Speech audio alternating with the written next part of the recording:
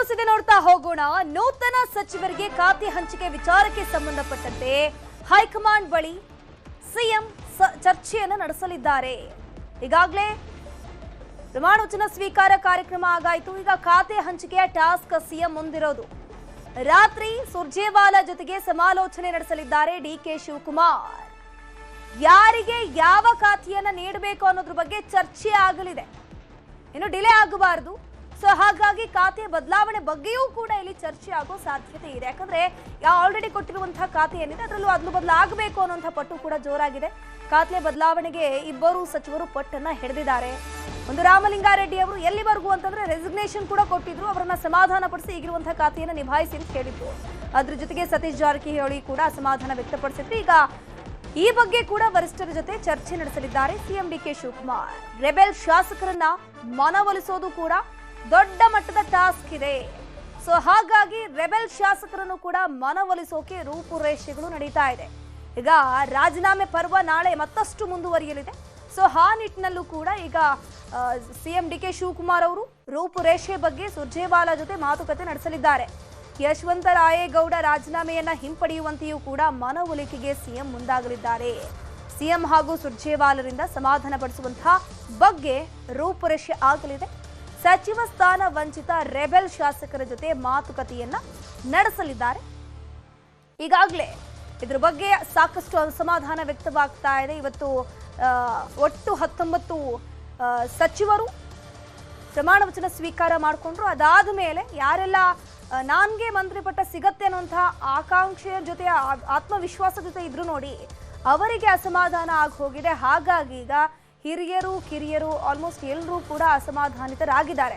So ಹಾಗಾಗಿ ಎಲ್ಲರನ್ನೂ ಕೂಡ ಸಮಾಧಾನ ಪಡಿಸಿ ಮುಂದಿನ ದಿನಗಳಲ್ಲಿ ಸರ್ಕಾರಕ್ಕೆ ಯಾವುದೇ ರೀತಿಯ ಅಡಚಣೆ ಉಂಟಾಗದಂತಹ ನಿಟ್ಟಿನಲ್ಲಿ ಅವರನ್ನು ಸಮಾಧಾನ ಮಾಡುವಂತಹ ಕೆಲಸ ಡಿಕೆ ಶಿವಕುಮಾರ್ ಅವರು ಮಾಡಬೇಕಾಗಿದೆ.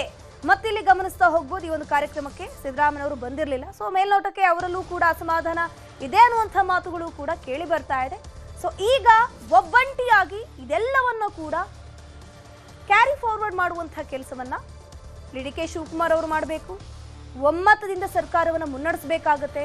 ಸೊ ಹಾಗಾಗಿ ಸಚಿವಗಿರಿ ತಪ್ಪಲ್ಲ ಅಂತ ಹೇಳ್ಕೊಂಡು ಈಗ ರಾಜೀನಾಮೆ ಪರ್ವ ಮುಂದುವರಿಯುವಂತಹ ಸಾಧ್ಯತೆ ಇದೆ. ಹಾಗಾಗಿ ಈಗಿನಿಂದಲೇ ರಾತ್ರಿ ಇಡೀ ಕೂಡ ಚರ್ಚೆ ಆಗುವಂತ ಸಾಧ್ಯತೆ ಇದೆ. ಸೊ ಈಗ ಸುರ್ಜೇವಾಲಾ ಅವರ ಜೊತೆ ಖಾತೆ ಹಂಚಿಕೆ ಆಗಬೇಕಲ್ವಾ, ಯಾರ್ಯಾರಿಗೆ ಯಾವ್ಯಾವ ಖಾತೆಯನ್ನ ಕೊಡಬೇಕು ಅನ್ನೋದ್ರ ಬಗ್ಗೆ ಚರ್ಚೆ ಮಾಡಲಿದ್ದಾರೆ. ಇದ್ರ ಬಗ್ಗೆ ಹೆಚ್ಚಿನ ಮಾಹಿತಿ ನೀಡ್ತಾ ಹೋಗ್ತಾರೆ ನಮ್ಮ ಪ್ರತಿನಿಧಿ ಕಾರ್ತಿಕ್. ನೇರ ಸಂಪರ್ಕದಲ್ಲಿ ಜಾಯಿನ್ ಆಗಿದ್ರೆ ಕಾರ್ತಿಕ್, ಪ್ರಮಾಣ ವಚನ ಸ್ವೀಕಾರ ಆಯಿತು 19 ಸಚಿವರದ್ದು. ಈಗ ಖಾತೆ ಹಂಚಿಕೆ ಟಾಸ್ಕ್ ಇರುವಂತದ್ದು, ಯಾರ್ಯಾರಿಗೆ ಯಾವ್ಯಾವ ಖಾತೆ ಸಿಗಬಹುದು, ಮತ್ತೆ ಈಗ ಆಲ್ರೆಡಿ ಕೊಟ್ಟಂತಹ ಖಾತೆಯನ್ನ ಬದಲಾವಣೆ ಮಾಡುವಂತಹ ಸಾಧ್ಯತೆ ಇದೆಯಾ, ಹೇಗೆ?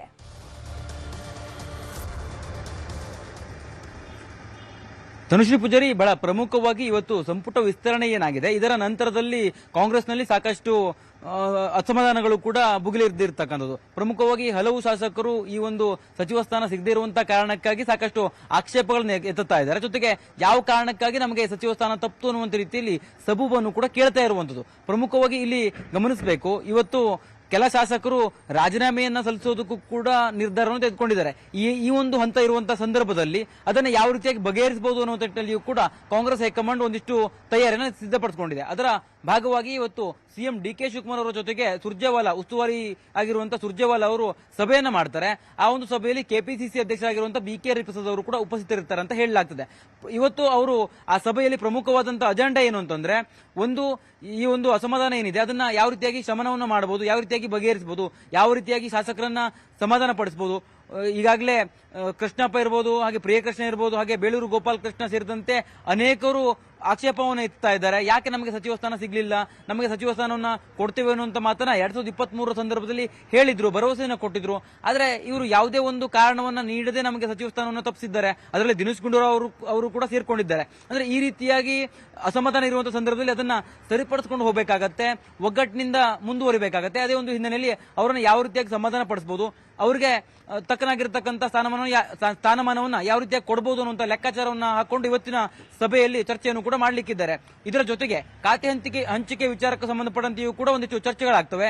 ಈಗಾಗಲೇ ಸಚಿವ ರಾಮಲಿಂಗಾರೆಡ್ಡಿ ಇರಬಹುದು, ಹಾಗೆ ಸಚಿವರಾಗಿರುವಂತಹ ಸತೀಶ್ ಜಾರಕಿಹೊಳಿ ಅವರು ತಮಗೆ ಖಾತೆಯನ್ನು ಬದಲಾವಣೆ ಮಾಡಿಕೊಡಿ, ಸಂಪುಟ ವಿಸ್ತರಣೆ ಸಂದರ್ಭದಲ್ಲಿ ನಮಗೆ ಖಾತೆಯನ್ನ ಬದಲಾವಣೆ ಮಾಡಿಕೊಡಿ, ಅದು ಸಾಧ್ಯ ಆದರೆ ಅನ್ನುವಂಥ ರೀತಿಯಲ್ಲಿ ಮನವಿಯನ್ನು ಕೂಡ ಮಾಡ್ಕೊಂಡಿದ್ರು. ಅದರಲ್ಲೂ ಜಲಸಂಪನ್ಮೂಲ ಖಾತೆಯನ್ನ ಹೊರತಾಗಿ ನನಗೆ ಬೇರೆ ಒಂದು ಖಾತೆಯನ್ನ ಕೊಡಿ ಎನ್ನುವಂತ ರೀತಿಯಲ್ಲಿ ರಾಮಲಿಂಗಾರೆಡ್ಡಿ ಅವರು ಈಗಾಗಲೇ ಡಿ.ಕೆ. ಶಿವಕುಮಾರ್ ಅವರ ಬಳಿ ಮನವಿಯನ್ನು ಕೂಡ ಮಾಡ್ಕೊಂಡಿದ್ರು. ಈ ವಿಚಾರವಾಗಿಯೂ ಕೂಡ ಇವತ್ತಿನ ಸಭೆಯಲ್ಲಿ ಚರ್ಚೆಯನ್ನ ಮಾಡಲಾಗುತ್ತೆ. ಸತೀಶ್ ಜಾರಕಿಹೊಳಿ ಅವರು ಈಗಾಗಲೇ ಸಮಾಜ ಕಲ್ಯಾಣ ಇಲಾಖೆಯನ್ನ ನನಗೆ ಬೇಕು ಅನ್ನುವಂಥ ರೀತಿಯಲ್ಲಿ ಮನವಿಯನ್ನು ಕೂಡ ಮಾಡ್ಕೊಂಡಿದ್ದಾರೆ. ಅದರ ಸಾಧ್ಯತೆ ಬಗ್ಗೆ ಇವತ್ತು ಉಸ್ತುವಾರಿ ಸುರ್ಜೇವಾಲಾ ಅವರ ಸಮ್ಮುಖದಲ್ಲಿ ನಡೆಯುವಂತಹ ಸಭೆಯಲ್ಲಿ ಚರ್ಚೆಯನ್ನು ಮಾಡಲಾಗುತ್ತೆ. ಕೆಪಿಸಿಸಿ ಅಧ್ಯಕ್ಷರು ಕೂಡ ಉಪಸ್ಥಿತರಿರುವಂತಹ ಸಾಧ್ಯತೆಗಳಿರುವಂತದ್ದು. ತಡರಾತ್ರಿ ಒಂದು ಸಭೆ ಆಗುವಂತ ಕಾರಣಕ್ಕಾಗಿ ಇದುವರೆಗೂ ಆ ಒಂದು ಸಭೆ ಯಾವ ಸಮಯಕ್ಕೆ ಆಗತ್ತೆ ಅನ್ನುವಂಥ ರೀತಿಯಲ್ಲಿ ಮಾಹಿತಿಯನ್ನ ಯಾರು ಕೂಡ ಬಿಟ್ಟುಕೊಟ್ಟಿಲ್ಲ. ಒಟ್ಟಾರೆಯಾಗಿ ಇವತ್ತು ಕ್ಯಾಬಿನೆಟ್ ವಿಸ್ತರಣೆ ಏನಾಗಿದೆ, ಈ ಒಂದು ವಿಸ್ತರಣೆ ಸಂದರ್ಭದಲ್ಲಿ ಕಾಂಗ್ರೆಸ್ನಲ್ಲಿ ಸಾಕಷ್ಟು ಅಸಮಾಧಾನಗಳು ಭುಗಿಲೇಳ್ತಾ ಇದೆ. ಇದರ ನಡುವೆ ಈ ಒಂದು ಅಸಮಾಧಾನವನ್ನ ಹೋಗಲಾಡಿಸಿಕೊಂಡು ಎಲ್ಲರನ್ನ ಒಗ್ಗಟ್ಟಿಗೆ ತೆಗೆದುಕೊಂಡು ಹೋಗಬೇಕಾದಂತ ಜವಾಬ್ದಾರಿಯೂ ಕೂಡ ಸಿಎಂ ಡಿ.ಕೆ. ಶಿವಕುಮಾರ್ ಅವರ ಮೇಲಿದೆ. ಜೊತೆಗೆ ಈ ಒಂದು ಜವಾಬ್ದಾರಿನ ಈಗಾಗಲೇ ಎಐಸಿಸಿ ಕೆಪಿಸಿಸಿ ಅಧ್ಯಕ್ಷರಿಗೂ ಕೂಡ ವಹಿಸಿರುವಂತದ್ದು. ಎಲ್ಲರನ್ನ ಒಗ್ಗಟ್ಟಿನಿಂದ ತೆಗೆದುಕೊಂಡು ಹೋಗಬೇಕು. ಜೊತೆಗೆ ಈಗಿರ್ತಕ್ಕಂಥ ಭಿನ್ನಮತವನ್ನ ಶಮನ ಮಾಡಬೇಕು, ಅದನ್ನ ಸರಿಪಡಿಸಬೇಕು, ಅವರನ್ನ ಮನವೊಲಿಸುವ ಪ್ರಯತ್ನಗಳನ್ನ ಮಾಡಬೇಕು ಅನ್ನೋ ರೀತಿಯಲ್ಲಿ ಹೊಣೆಗಾರಿಕೆಯನ್ನು ಕೂಡ ವಹಿಸಿರುವಂತಹ ಕಾರಣಕ್ಕಾಗಿ ಇವತ್ತು ಉಸ್ತುವಾರಿ ಸುರ್ಜೇವಾಲಾ ಅವರೊಂದಿಗೆ ಸುದೀರ್ಘವಾಗಿರುವಂತಹ ಸಭೆಯನ್ನ ಕೆಪಿಸಿಸಿ ಅಧ್ಯಕ್ಷರು ಮತ್ತು ಡಿ.ಕೆ. ಶಿವಕುಮಾರ್ ಸಿಎಂ ಆಗಿರುವಂತಹ ಡಿ.ಕೆ. ಶಿವಕುಮಾರ್ ಅವರು ಮಾಡಲಿಕ್ಕಿದ್ದಾರೆ. ಧನುಶ್ರೀ ಪೂಜಾರಿ.